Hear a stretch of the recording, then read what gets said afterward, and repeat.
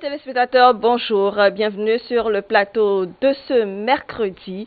Aujourd'hui, nous entamons le mois de décembre et comme tous les 1er décembre, c'est la journée mondiale de lutte contre le sida. Nous ne pourrons donc que parler de la maladie aujourd'hui, le sida, l'autre pandémie à laquelle nous pensons. C'est important de revenir sur la lutte contre le VIH-Sida, sur les objectifs aujourd'hui et également sur comment est-ce que ça évolue, l'infection dans notre pays. Nous en parlerons avec nos invités à un plateau auquel vous pouvez participer en nous envoyant vos messages sur le 55 01 82 91, le 55 01 82 91 ou tout simplement en nous appelant en direct sur le plateau sur le 98 80 93 111, le 98 80 93 111. Et déjà je suis avec Félicien Edou, bonjour. Bonjour.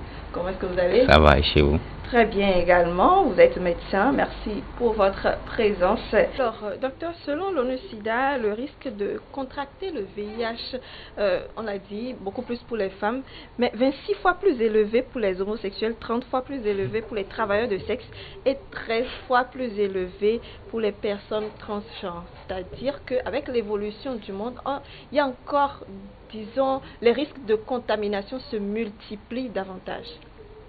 C'est normal parce que déjà que le système immunitaire aujourd'hui est encore plus faible que le système immunitaire d'hier, oui.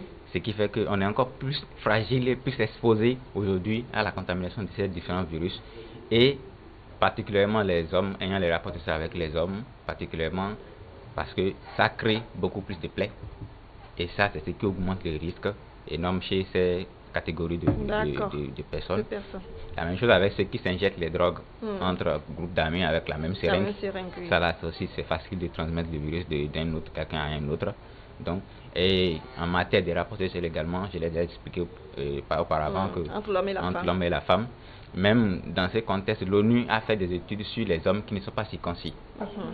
Donc, vous avez 64% de plus d'attraper le virus si vous n'êtes pas circoncis. Donc, il conseille aux hommes d'être circoncis. Ça limite, ça diminue plus de 64% de chances d'attraper le VIH.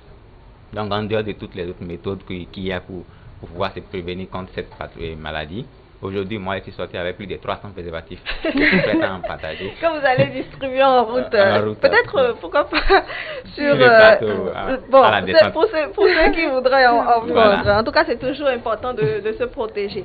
Il faut dire que le thème retenu pour la journée aujourd'hui, c'est bien mettre fin aux inégalités, mettre fin au sida, mettre fin aux pandémies. C'est un thème qui va croissant, mettre fin aux inégalités, mettre fin au sida, mettre fin aux pandémies. Parce que d'ici à 2030, normalement, docteur, nous devons arriver donc à mettre fin au sida. C'est un objectif des ODD. Oui, c'est un objectif qu'on va toujours se battre pour y arriver, même si ce n'est pas évident. Donc, parce qu'il y aura, même dans la nature, vous allez voir des gens, malgré ce que vous allez dire, vous allez faire, ils ne vont jamais croire. Parce que là, par exemple, on ne peut rien, on ne peut pas les obliger à croire. Donc, on peut arriver à réduire le risque que ça va devenir minimum, mais dire que ça va être totalement, je ne saurais vraiment le dire. C'est un sujet à point d'interrogation.